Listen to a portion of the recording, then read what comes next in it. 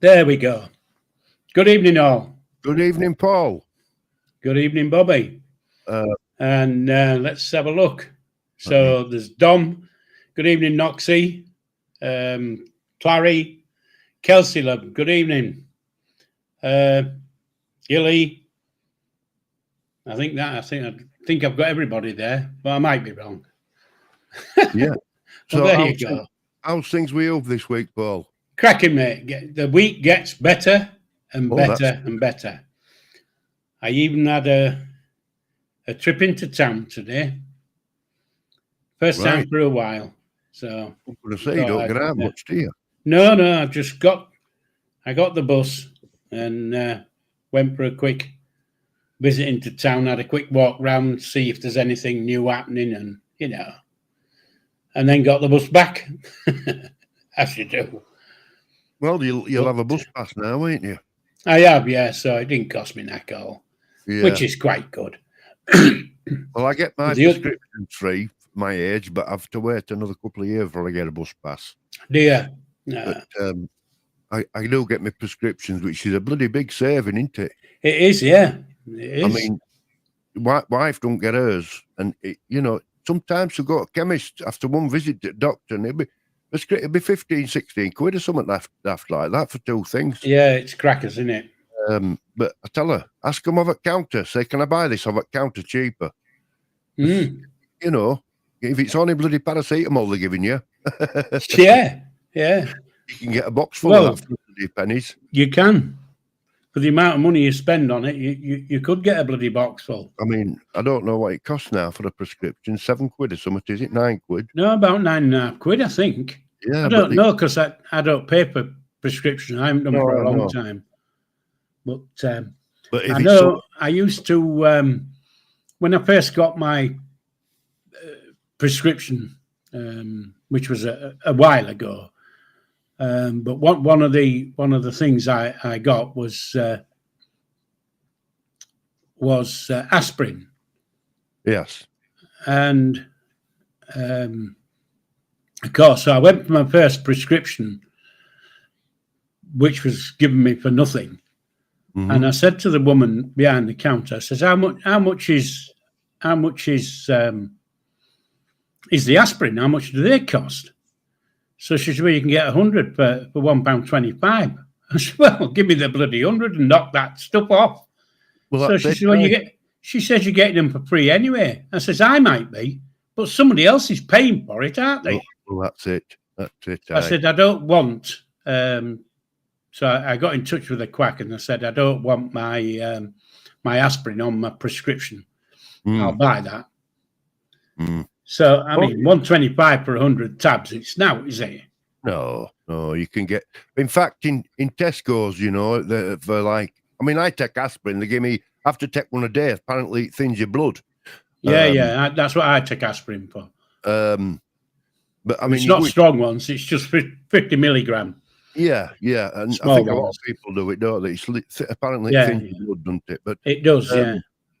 If you go in our local Tesco's, you can get like anodines and things like that. You can get like a strip of 20 for like 30 pence. In fact, they're that cheap. Yeah. The store limits you to how many you can buy at one time. Yeah. And then, like I say, you go to bloody doctors and they put it in Latin, don't they? And so you don't want to you get to chemist, you get your little bag, walk out and go, bloody hell, look how much he's paid for them. If you think it, like Clary says, it's £9.90 for a prescription. Now it's £9.90 for each thing on the prescription, isn't it? Each item. If you've got 2 items on the prescription, it's double that. Well, that's what I say. My missus goes, and if she comes back with 2 on prescription, it's nearly 20 quid, and you think, bloody hell. Yeah. We've got into this habit of saying, I mean, some chemists won't tell you, but ours isn't too bad. You just say, what is this? Can I buy it off a counter? That's you live and learn, you see. But like in Scotland, they don't pay for theirs, do they? What's going on there? How do they manage that? Well, they get more money than us. They're demanding in Scotland, aren't they? They don't want to be part of us, yet they want to be part of us. Well, I'm not going there. I'm not going into politics. Sorry.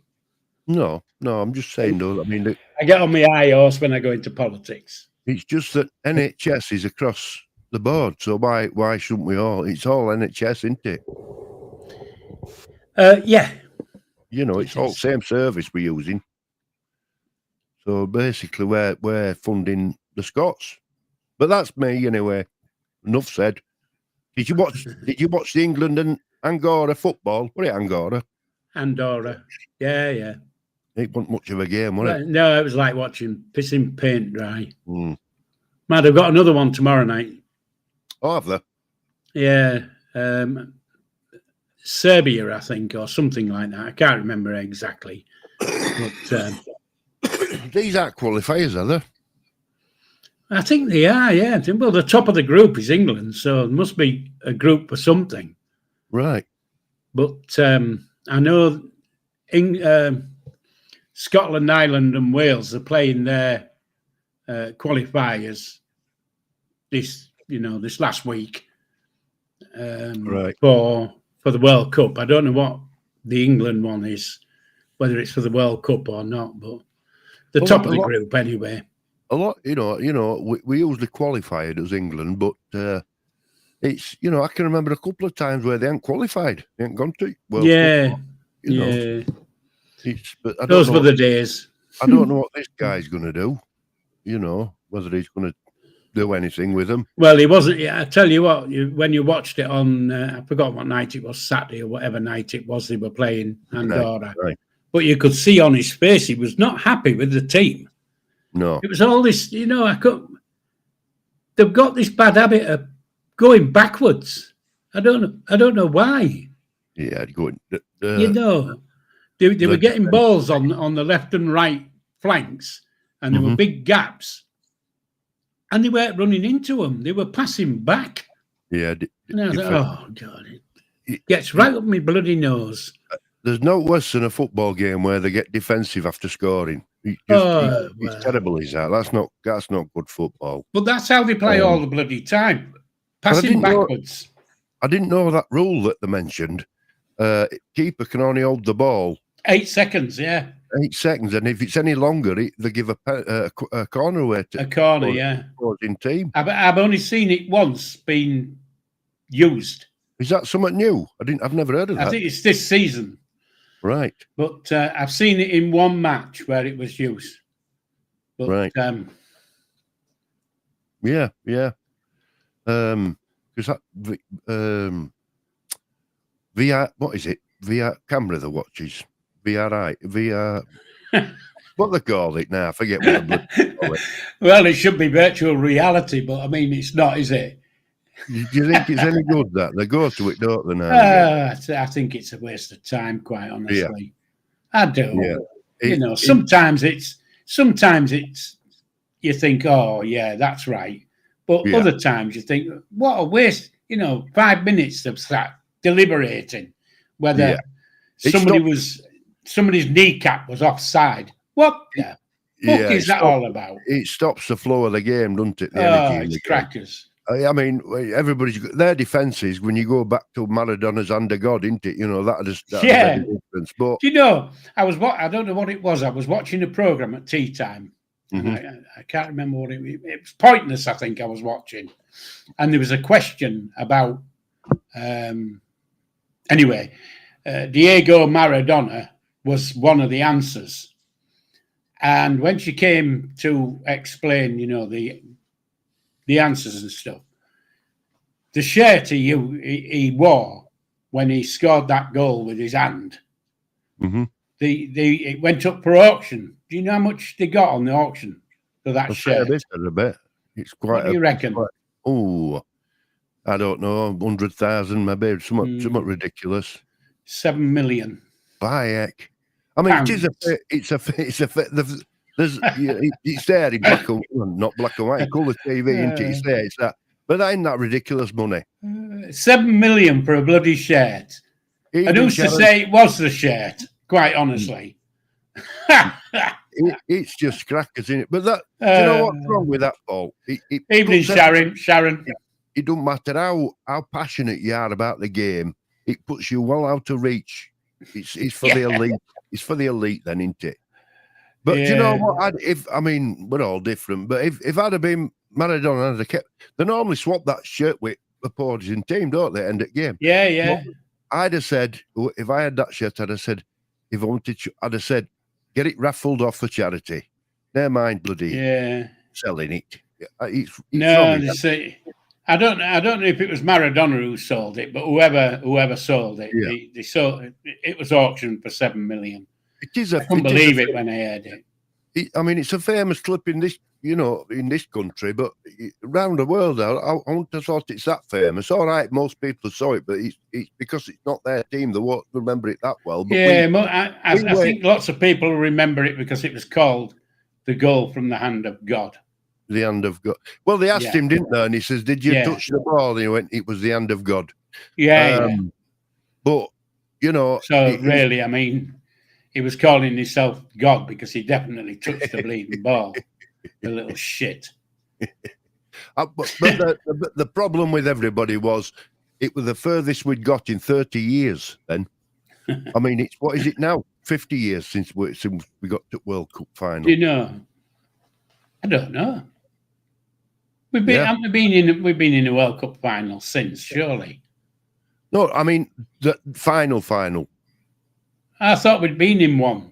I might be thinking of the under-21s, but I think we got to semi-finals, didn't we? On I don't know. I'm not. I don't really. I like watching, but I couldn't. Somebody will tell I know us we do better in Euros than we do in World Cup, but of course, in World Cup there's more. Well, them South American teams are really more people against you, aren't there? Yeah, whereas Euros, it's a bit tighter. If them South American countries are poor countries, that it's become their national sport. You see, it's our national sport.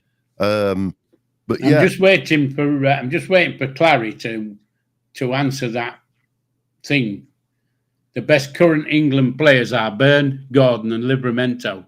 Anyone know what they have in common? No. I didn't see that. But do they all play for the same team? I seem to recall. They're all left-footed. I could be wrong. Are they? I don't know. All right. Yeah, but I tell you what, Paul, I'm getting into women's football. I didn't think I would. Yeah, I like women's football. I think it's great. I love it. They are playing for the best team. Is that must be your team, Clary? Yeah. Yeah, I enjoyed them national games.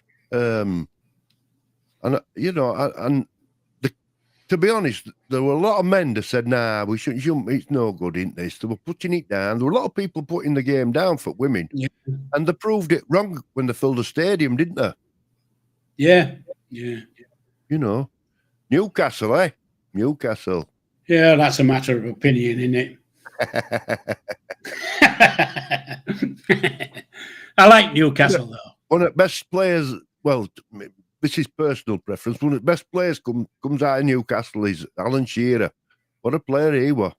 He was good. He was good, and he was hard and fair as well at the same time. He was a good player. Yeah, he was a I good remember player. when he was young, and I remember seeing him when he first come, when he first come round. And I said, this lad's going to go a long way. Noxie says, I like the women's football and rugby. England women are dominating the World Cup, the Women's World Cup at the moment. Yeah, they are, Noxie. We're proving to have a strong teams, aren't we, women's teams? Well, we... Didn't you watch rugby? I think you posted something about it. I do. I watch rugby. I watch the women's rugby World Cup. Right. And I don't think we've lost for 30 matches. I think they've won the last 30 matches. I might be wrong on that, but they haven't lost for a long, long time. No. But I think they play Scotland next. I could be wrong, but I think they do. But, evening, Sharon. I hope John's okay and you're all right, darling. Sharon's joined us. Yeah, I said hello when she came in. Well, I don't know if I did. You might have been listening to something else. Bobby, Really? you might have had your interest on the dog. You can hear it. Yeah, it's a little chihuahua. It's in fact, we've got a cat bigger than dog. Our cat's bigger than dog. Dog has to look up to cat. She's that small, little chihuahua, but she's got the biggest gob ever. She's a nightmare. You know that's the thing with little. They have little dog syndrome. Little things, yeah, they do. And I take her out, right? She's only. She's only. Well, she just bit your ankle. No, wife's just picked her up with one finger. Are you sure she picked her up and didn't put her foot behind her ass? And, when we go for a walk, she wants to fight every other dog, and I say, they do. Little dog syndrome. I says, you'll get eaten.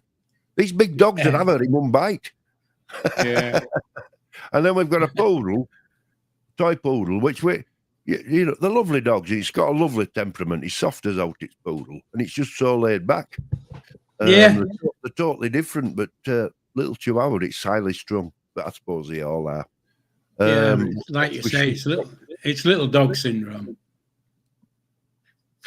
But that's how it goes, isn't it? Larry's telling tales on Noxie there, look. Yeah. Noxie that's one thing I don't like. I don't like beach volleyball. I think it's bloody boring. But Noxie watches for a different reason. It looks on it there. Look. Yeah, they're going to start bums. That's what it is. He's a man, Larry. Nothing wrong with watching, is there? No. Oh, I think Noxie and Clary I think they're breed dogs, don't they? They take dogs in, don't they? I think they do, yeah. I seem to recall seeing some little dogs a while ago. Mm. I might be wrong. It might not have been Noxie and Clary, or I'm not quite sure. I just remember seeing the dogs. I've not seen much of Kelsey in the chat. Is she there? Yeah, I saw her earlier on. Yeah, she's in the chat. She'll be sat in the background, watching what people's put in. I was thinking the other day, I couldn't be sure. Is it 2 weeks when Levi's out? No. What is it? It's less than a week. Less than a week? Oh, is it next Saturday? Yeah. Wow. Well, wow. I don't think it'd be a Saturday, but I don't think they'll let them out at weekends. He'll be giddy as hell, won't he? But it's less than 7 days. Right, that's flown past, hasn't it? Oh, 7 days. I don't know. What day is it today? Monday. So it could be 7 days. Right. Oh, it could be more. It could be less. It won't be more. Gladys says we only had one litter, one accidental litter, then got a spade. Oh, right. But the problem is there, Gladys, when they have pups, they don't just have bloody 1 or 2, do they? They tend to have bloody 6 or 7. No, I think they had 8, I seem to recall, seeing the photographs. I think there was 8 of them. I could be wrong, but I know there was more than a handful. Yeah, Gilly, single digits. Are you all sorted then, Paul? I know it's it's not sorted it's not, for. Yes, I mean it's family. We shouldn't. Got me badge on. Look, I shouldn't be really asking, but you're all ready for him coming out, aren't you, family? Oh yeah, I've been ready for months, mate. Because I know you're more of a leader than a follower, you, Paul, and I'm sure you've got it all sorted. Well, I don't know about that. He'll do his own thing. Yeah. Oh, if he listens to me, he listens to me. If he doesn't, he doesn't. You know, it's and that I've said to him on more than one occasion. I've told him, I might spout my mouth off and chew on this and chew on that and whatever. I said, but take it with a pinch of salt. If you don't want to take the hints or. Fine. I'm not going to get upset about it. No. Well, I'm like I say, once he's come out and he's settled down, I'll give him a bell and have a little chat with him, just to catch up. And I'll tell him how you've looked after everything for him, because you have. I think he knows, mate, quite honestly. Well, and I mean, last month I've had loads of emails. He's fortunate, you know, from what you've told us yourself, and his mother have been, you know, 1,000% behind him all the way, and that's you can't ask for more than that, can he? No. You know, it's a family thing. Yes, that's it. It's a family thing. It's a sign of a good family. Do you know, it doesn't, like, and I've said it on more than one occasion, it doesn't, I don't care what any of my kids or grandkids do. Yeah, they're still the same thing to me. Yeah. If you know, if that makes sense. Yeah. Murder might be a little bit iffy, but anything else I can live with. Well, this is it, isn't it? Families are special, aren't they? What's Gladys saying there? Look, Noxie got an email off Levi a few hours ago. Then I emailed him ending with "See you soon." See you soon. This will be the last email. Bye, heck. Well, funnily enough, I got an email this afternoon from him, and when I went to, you know, you go into, it's just not an email. You have to log into an email thing. You know, I know a server thing. Yes. And I logged in, and I only had 20 pence left in the account. I thought, well, I can't send an answer to that, what he's just sent me, because it's 48 pence, and I'm not putting in another tenner. So I'm sat there with 20 pence stuck in this account. So as long as nobody goes into Nico, I have to email, I'm all right. I'm in a bit of credit. Yeah.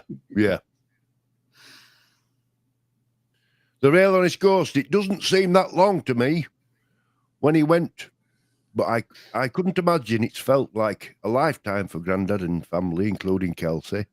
Yeah, well, you know, at times it has, but as we've got closer to him returning into the fold as such, it seems 10 minutes ago. Do you know? It has fast. It has been fast. Yeah. I can still see me standing outside Hull Crown Court the first time I did an appearance. Yes, I remember that. It didn't seem that long ago. You know, and that was the first time I'd done like a broadcast on my phone, if you know what I mean. You get told off at one point for streaming his call. Yeah. What did they say to you? Well, they didn't. Nobody said anything. They just took me off his list. He wasn't allowed to phone me anymore. But that was because of that fat, useless tart who reported it. You know what I'm on about, don't you? Well, no, but well, well, she's not on YouTube now at the moment. Right. I've forgotten what they call it. I just call her a fat, useless tart. And I used to put it in. She used to put loads of stuff up, and I always used to put in comments saying, "Shut up, fatty," you know, and stuff like that. I can't remember. Gladys only I can't remember her name. What do you 8p. get? Did you have? How much did you have in yours? I think I've got 8p. Well, she's beat you. She's only got 6p. Yeah. Noxie's got 8. You can't get it back. I went in to have a look. Can you not cash it in? No, you can't call it back. And of course, you can't just put in enough to pay for another email. It's a set amount. It's bloody stupid, really. But there you go. Well, it doesn't make any difference now. I've spent my money. No, it shouldn't happen again anyway. It shouldn't have this problem again. Hopefully, nobody else in my family will get sent down. Well, it's not a nice thing that happened. And, quite honestly, it's not the first person in my family who's been sent down. Right. I have a couple of others who wronged the courts. Right. But for different reasons, different things. Mm-hmm. spectacular. Have you ever found out how bad when you've done your searches? Yeah. Have you found out bad? You would not, you would not believe what I found out about my mother. I'm not going to tell you what I found out, but she was never out the bloody newspaper when she was young. Aye, really? Oh no, I saw that picture you put up of her, and she was a good-looking lass, wasn't she? Yeah, she was. But it's good stock. We all come from good stock, and well, you can't deny Levi. Even your grandson. I'll eat my hat. That picture I put up last week. Bloody hell. But I said that first time I met you. I said, bloody hell, you can tell you Levi's family. Yeah. Have you all got that? Have you all got that gene?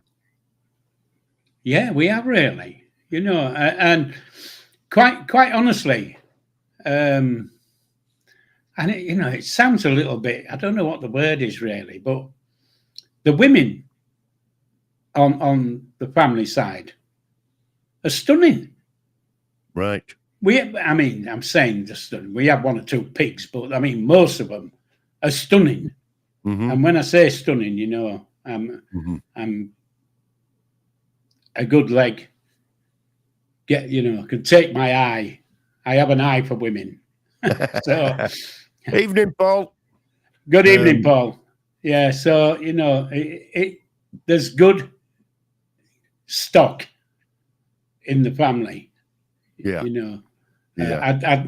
What I don't know is I know my grandfather. My mum's father. I know him, but I only saw him when he was like 80 years old. I'd never seen him before that, but I never saw my mum's mum because my mum's mum died in 1949. So, I never saw her, and I haven't seen a photograph of her. Nobody in the family's got any photographs of her. No. So, grandparents. Yeah. My grandparents on my father's side, my grandmother died when my dad was 12, so so I wasn't going to see her at all. And my granddad died. I can only go on my mother's side, you see, because I haven't got a photograph of my father. I've got photographs of his siblings, but I haven't got a photograph of him. Have you no memory of him? I can't have a memory of him because nobody ever knew him except my mum. Well, he was around here one time, wasn't he? When you around when you would have been? No. He was a fisherman from Denmark. Came across on the boats. My mum used to do a thing in the local hostelries or whatever. And one thing led to another, and he pissed off, and she come back pregnant, if you know what I mean. But that wasn't the only thing, it happened a lot of times. So, there's no chance of me ever. Well, I'd never met him. Not, even my elder brother, who's still with us, he'd never met him. So, anybody got any story to tell about him then? And you're not passed any down? Well, there's none to pass down, is there? Nobody knows. What it a short acquaintance he had with it? It was a one-night stand, I think. Right? So you don't, you haven't read my story, I presume. No.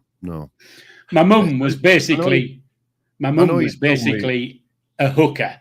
Yeah, I know you told me she was lady of the night. Yeah. So whether it was a one-night stand or whether it was a two-night stand, he came across at the end of the war, and him and his brother used to own a fishing boat, and they used to land their catch in Bridlington. So, of course, they'd come into Brid at the weekend and stay for a couple of nights and then bugger off back to Denmark to spend their ill-gotten gains or whatever. Right. So, yeah. Right. It's an interesting story, yeah. It is. It's I mean, I watch them. Do you ever watch them? I watch them all. Do you know them all? What they call it? Do you know where you are or what from? Yeah. where are you from and who am I and long lost family and God, you know, and stuff like that. And they'll take them back in. I mean, it's celebrities, which I think is a little bit. I'd like to see normal. Well, you know, there is a few what are not celebrities, and I've forgotten her name who does one, but I wrote to her a while ago. I wrote, and I said, you know, you do this, and I can't remember the name of the program, but she does this program, and they find the Stacey, is it, or Casey? I don't know. Anyway, they do this program where they take the DNA and then they do the, you know, finding stuff and things like that. Right. And I sent her a message and said, you know, you could do a whole series on me because they could. Yeah, you're quite diverse with your family. You know, because, you know, there's not only me, I've got 3 brothers who all got different fathers. Yeah, it's quite a But you look at I watch them programs and you'll find that sometimes they go, well, your great granddad, but he was a bank robber and he got locked up. Yeah. Wow, you know, it just shows. Anyway, Kelsey says, I would like to write your mum's autobiography, not just your granddad. You know, Kelsey, quite honestly, love, if you have a look at, I'll send you a link where you can go and see, because I have a blog that's that you can go to and you can see what I've written about my mum and a bit of her story. Have you got enough information to be able to do that about your mum? Well, you know, lots of it. Yeah, I have. Lots of it has come from past recollection, because to do an family recollection. But I also know where she was born, when she was born. Right. I've got about 20 newspaper cuttings of my mother because she was in the newspaper from 1935 for about 10 years on and off. Right. You know, it wasn't in every day, but I've got about 12 clippings, and then I've got some clippings of them when she was at school and doing sports days and you know, Empire Day and all those type of things. Right. So I've got quite a lot of information, and I also know about the 3 children she had before us that her husband legged it with. You know, he took the first 3 children with him, right, and legged it with another woman. So, so there you go. Well, she could have a couple of chapters in yours. So we're looking forward to this book, Kelsey. But I don't know how you're going to sit him down for long. Yeah. He don't. Sometimes if he don't like people, Paul, he won't call him by name. He'll give him a rude name. Yeah, but there's no chance of me calling Kelsey any name. No, I mean the people he talk about. Sometimes we have to decipher when you're calling them like the ginger get and things like that. Yeah. Well, yeah. So, but yeah, you know, you're too young to read it, Bobby. What it is I need people to jog the memories because you know, I can't sit here and say, oh yeah, in 1956 this happened and that happened, because I can't remember. But if somebody says something, then it seems to trigger a thing at the back of my mind, which brings a memory. So, you know, I need things to trigger. Yeah. I need a trigger. Oh, well, I mean, and you'll have noticed, won't you? Now with today, in today's world, now you can take your phone or whatever. You don't have to write everything down. You just have a little chat and record it, and then take it home and use it that way. I mean, I told my lad the story of. I was in car one day, and I said, "Listen, have you got a recorder on your phone?" He says, "Yeah."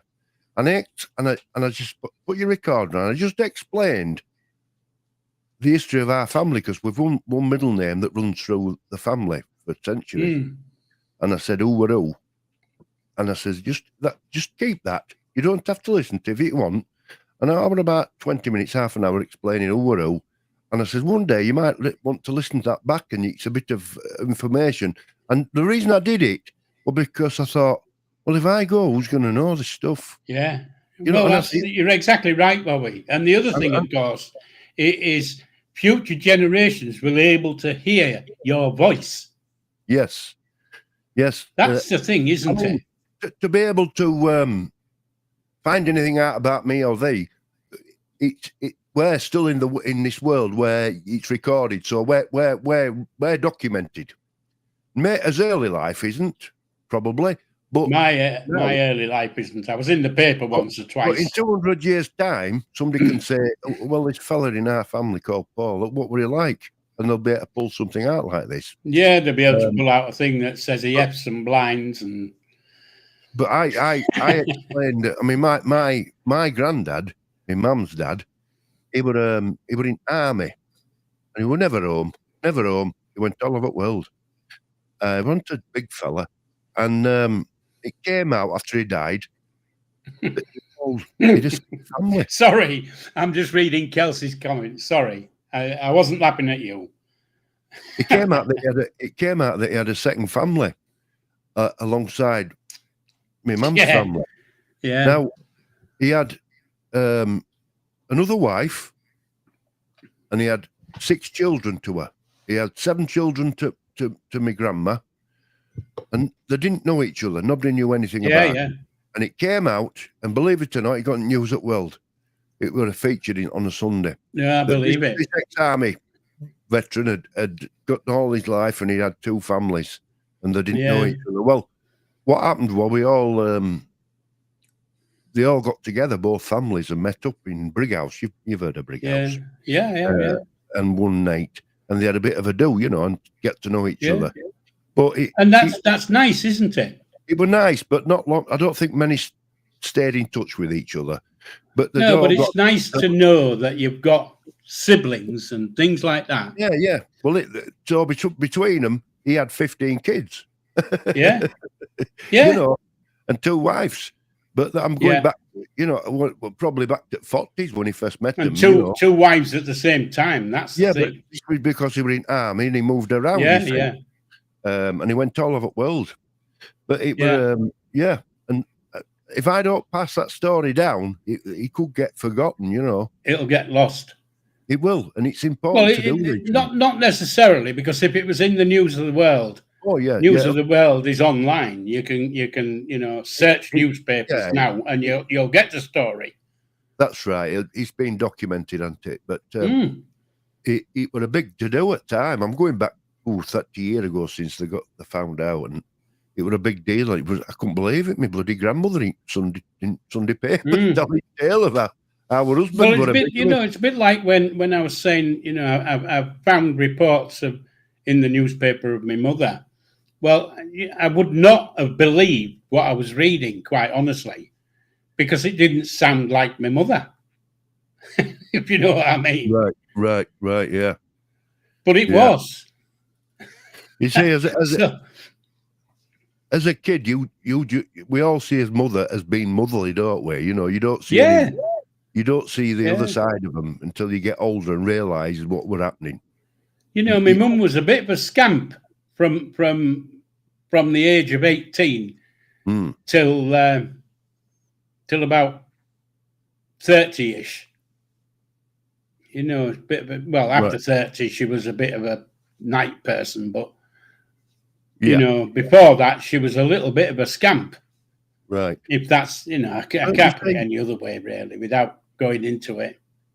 In fairness, I mean, you tell me if I'm wrong, but she had kids to feed, and bottom line, she kids. Yeah. So whatever she did to feed her kids. Well, she didn't do it for fun. Well, no, I'm just saying. People can misunderstand things, can't they? I'm not saying that. She might have done it for fun. I don't know. You know what I'm saying is that you were in back of her mind that you needed to be fed, and that's not about she had to look after her kids. And if you think about it, she had to look after the kids she had because the kids she used to have had been taken away, if you know what I mean. Right. You know, so there was that insecurity, wasn't there? Yeah. It's very complex for families. It is, and just exactly why we do things, or we did things for reasons, it can be left out of the, you know, this is like, if Clary's serious, if Kelsey's serious there, which I think she is from sound of it, what? About writing an autobiography, she said. Oh, right, okay.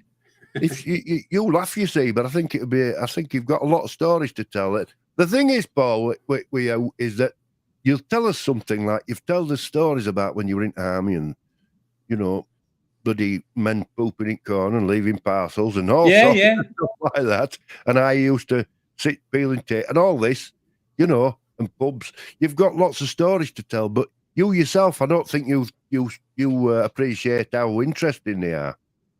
I don't. You know, it's just a life to me. I think that's why you laugh, because you think, well, you know, is it that good? But you have had a colourful life, it sounds, isn't it? I have. I admit that I've had a colourful life, you know, but I take it Bibby's in the evening, Bibby, mate. Evening, Bibby, lad. You know, I've done quite a lot of things. I've been a lot of things. I've done a lot of things. And like I say, I need somebody to. The motivation to speak about. Yeah, I need somebody to jog my memory, even though they don't know what the memory is. You know, somebody will say something. Like I know a story about that. Well, like I said to you at that time, I said, "What can you remember the first time you went in? You know, you signed up and you'd gone in your first day in army. It brings back memory, doesn't it? And that goes on to other things. Evening, Tom. Hiya, Tom, mate. Are you all right? Yeah, it does. But like I say, it just takes it. Sometimes it doesn't take a big hint or whatever. The thing is, sometimes it does, you know, and I need to read it a few times and then, because, you know, my fear is that I repeat myself. You know, somebody will put something in and I'll repeat myself. We all do that. You know, and I think, well, you know, have I already told them this story? And of course, with every story, it might not be exactly the same every time I tell it, if you see what I mean, because I'm seeing it from a different, I don't know how to explain it, Bobby, quite honestly. Yeah. I'm not saying it's a lie. What I'm saying is, you know, it might not seem to be exactly the same story. Yeah, your memories. Well, this is it. But it's the same as when I said details, like when you mentioned your mother. Nobody knows why she did what she did, or no, I've got to guess. You've got to guess, and it's from a guess. But what people, like you said, if Kelsey wrote about your mother, what she'd have to do is look at the situation. A woman with X amount of kids who were on her own. And then you start thinking, well, there's a reason. You know, there's other things. I know a lot of things in my mind about, you know, growing up and all that. And then I think, I can see why Mum's that way. Yes. Because this happened to her in 1939. Yeah. You know. Yeah. And I can see why things have happened. So you can work it out for yourself, and of course, like I say, I've got a lot of newspaper reports and stuff like that. So you know, from newspaper reports, you can work out a little bit about, oh well, you know, this happened to her in at the outbreak of war, and then you know the second year of war, this happened to her, and then you know you can easily add things. Yeah. I don't really know what it's difficult to explain, isn't it? I've got a bloody fly on my screen. It's doing me head in. The hardest thing is, I mean, like my dad's granddad, which would be my great granddad. my dad used to tell stories about him, and they came from Wales. They were all Welsh. Yeah. And they came from Wales, 1910s, 1920s, for work in textile industry. In Mill. North of England were big on textiles. Yeah, so they came all the way from Wales on an horse and cart, and he says, and his granddad he tells me was a gamekeeper, but he was a drunkard, and apparently he used to go to the pub and he'd go on horse and cart, and when he was drunk, they threw him up back and the horse would take him home. Now, it's a comical story, but nobody in the family's researched that. But this is why, like when you're looking into somebody's past, Paul, you have to look above that, haven't you? Because that can be just mythic. Yeah, because, every family has stories. And, there'll be some truth in it and there'll be some lies in it. And you see it a lot. Somebody will say, it's been passed down my family that my great grandfather was a slave owner, or and then when you start to research and look at it, it wasn't. It was something on that vein, but it wasn't quite what they were saying. That's what I'm saying about these programs. They sometimes have to tell them stuff. I mean, that Ainsley Harriott, I think it was. That cook. That coloured lad. Well, he did his, and he found out, I think it was him, they found out that his great-great-granddad was a slave. But he had slaves working for him as well. So he was like he was the chief slave to his master, and he was doing all these nasty things to others. And he was absolutely devastated, and it's like. But those things happen, don't they? So but what I'm saying is, Paul, is that for years, Ainsley Harriott had said, my father was a slave, and I'm all against all that, and it's terrible what they got put through. But they found out that his father wasn't going through that because he agreed to be bloody supervisor or whatever it was. Do you know what I mean? Yeah. And it must be hard to tell somebody. I say, it's a bit like. I know it's not exactly like, but it's a bit like if you go back to the Second World War, and the camps and all that kind of shit, and where they were bringing all the Jews from all over Europe and bringing them in to kill them. Well, it was Jews who were in charge of them most of the time. So those things happen. It's not nice to know. No, but if you looked into your past, you wouldn't want to hear the story that your granddad or whatever was the man that shipped him in. When all your life you've thought he's the one that suffered. So sometimes that's what I mean. If you're doing something for somebody, if you're researching for somebody, Paul, sometimes you might have to tell people that, and it must be difficult. I don't think I've come across out like that on the ones I do. I don't do many people's stuff, but I do a couple, 3 or 4, I think. But, and it's all been. I do try to be diplomatic about it, if you know what I mean. I don't just come out and say, "Oh, by the way, your great grandfather was a 2-foot dwarf who used to be shot out with a cannon." All that kind of shit. You've got to be a bit diplomatic, don't you? If they've come up with a story saying he was big on the stage or whatever, and you find out he wasn't actually a big on the stage, he was sweeping the stage. Over the years it can be embellished, can't it? Well, because it ends up Chinese whispers, isn't it? Chinese whispers, and it's passed down through the family.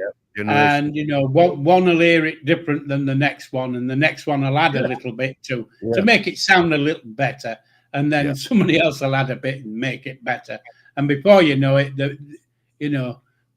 6 generations ago, your dad was the king. That's right. You know. I mean, we all want to, but bottom line is utopia is we all want to come from good stock, but unfortunately, we're all colourful. We've all got something in his background. Especially if you're Australian. You've shit out, haven't you? You're Australian. You know damn well that your bloody parents or your we're criminals. We're all criminals. You know, they might have nicked a sandwich or a piece of bread or somebody's hanky or whatever. They were shipped over 300 years ago on a boat. Shipped out, yeah. So, do you know something? I think I might have said it before. You're talking about repeating. You said when they sent them over, 300 years ago on them boats, it took 6 months to get there. Yeah. And 50% of them died on the way. Yeah, chuck them overboard. Still got paid at the other end. You see, that was the thing. Yeah.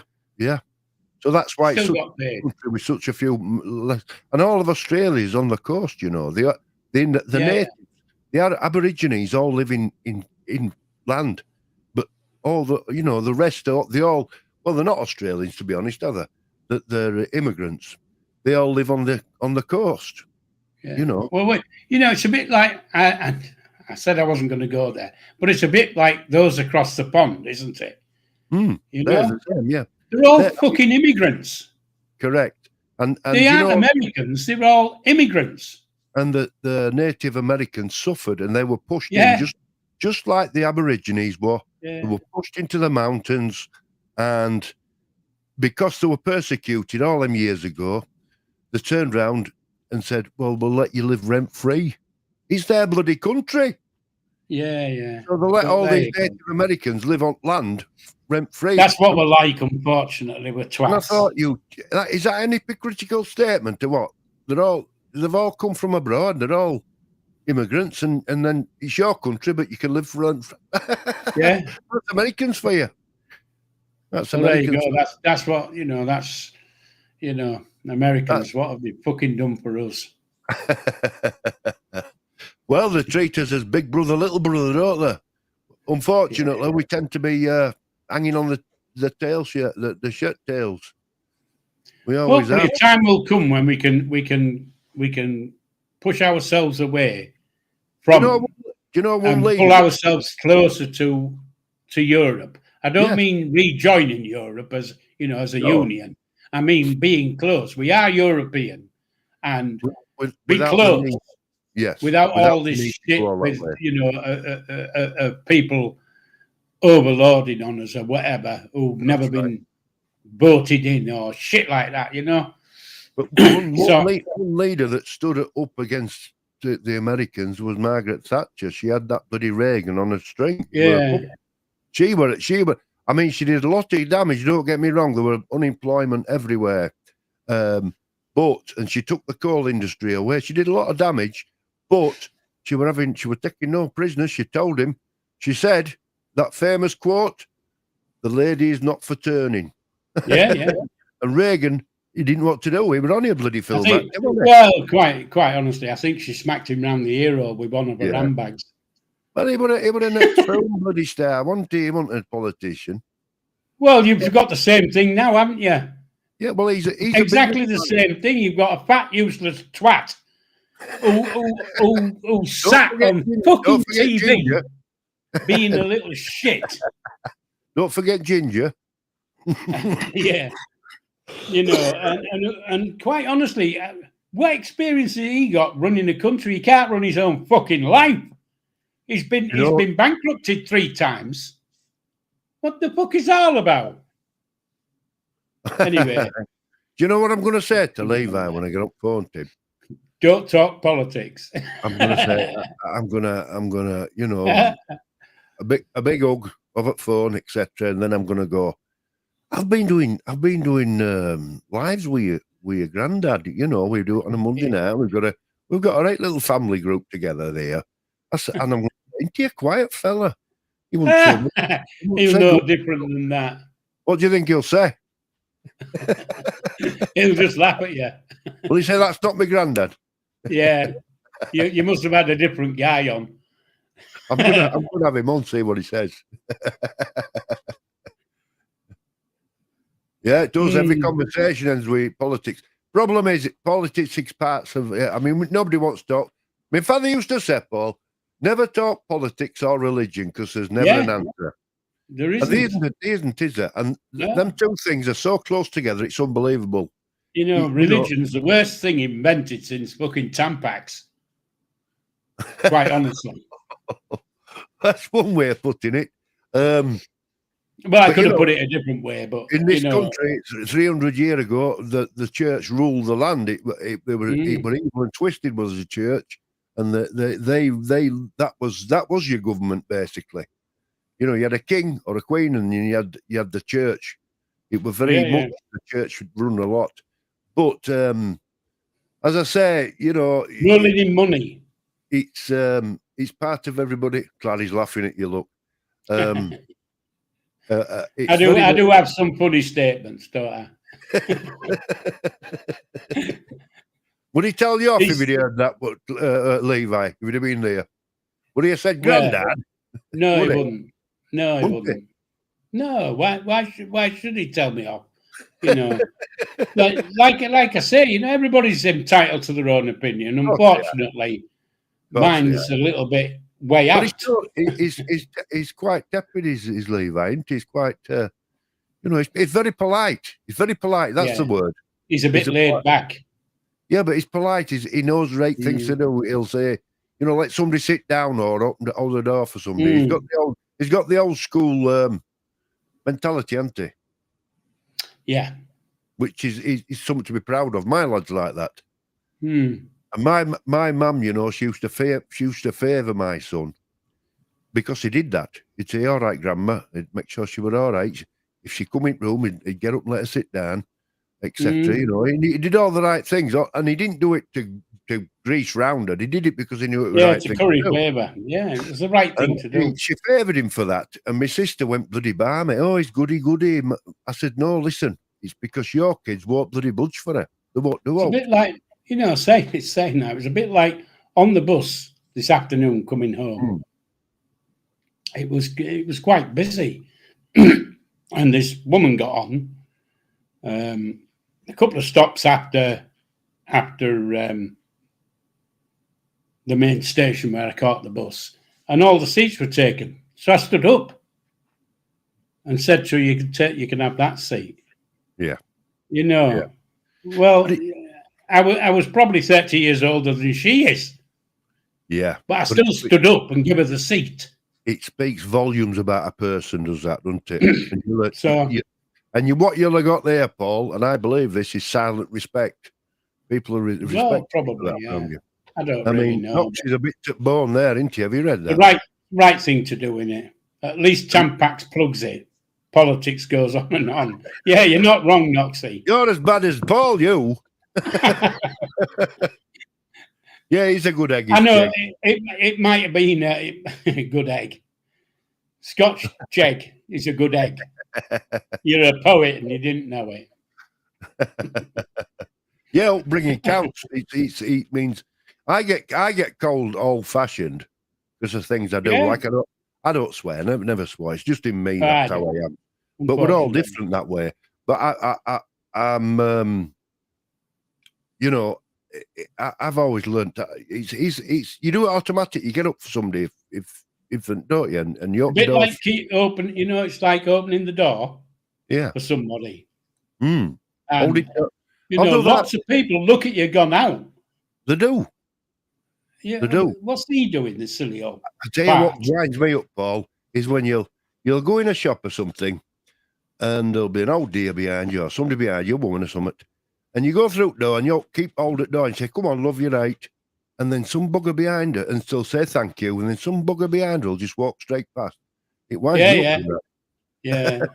Well, there you go. That's just. And that's what I'm saying is it speaks volumes. Yeah. Anyway, we've had a good old chat there. Where did we go tonight with stuff? We stuck. I haven't been anywhere, mate. I'm still sat on the same seat.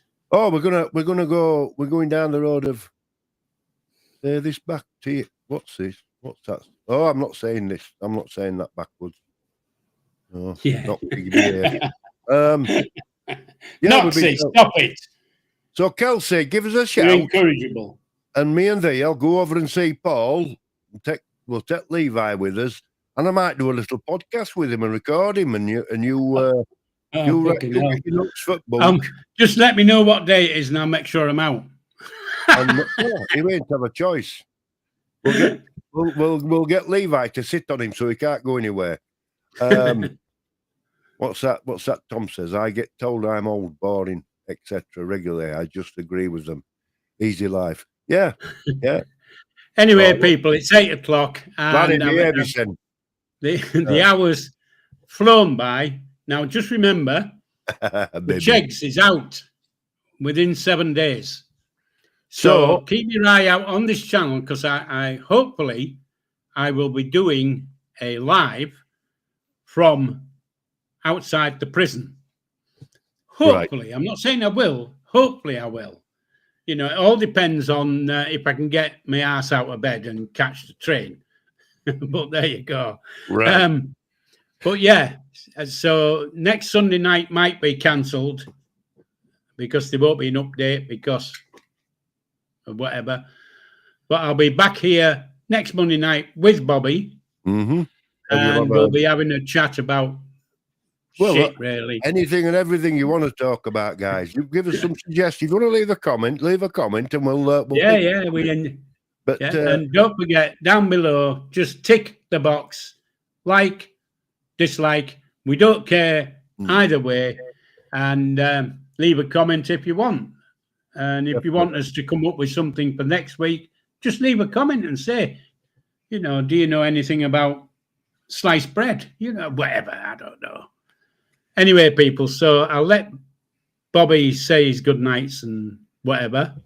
Yes, thank you, everybody, for coming along and listening to us. It's like I said, I always say it, we're like a little family. There's you know, there's not a lot of us. Same faces, but you've all, and the good thing I like, and I'll say it once more, is we do notice what you're saying in the chat, and we try and include you. And that's important to us. You know, it's important that you're part of the family. And baby, stop calling Noxie a puff. So I'll leave it at that and pass it over to Paul. Anyway, folks, before I go, free the Cheg. There you go. I've enjoyed the hour. It's gone past way too quick. Same you for turning up. And again, come back real soon because same time next week, same channel. And so I can't remember everybody who's in, but I can remember Noxie, Clary, Dom, Kelsey Love, Ghost. Tom's in, Gilly was in, Paul was in. If I've missed you, I do apologise, but the Ghost there you go. First, wasn't he? It's live long and prosper, and take care, and TTFN, and we'll see you real soon. Bye now.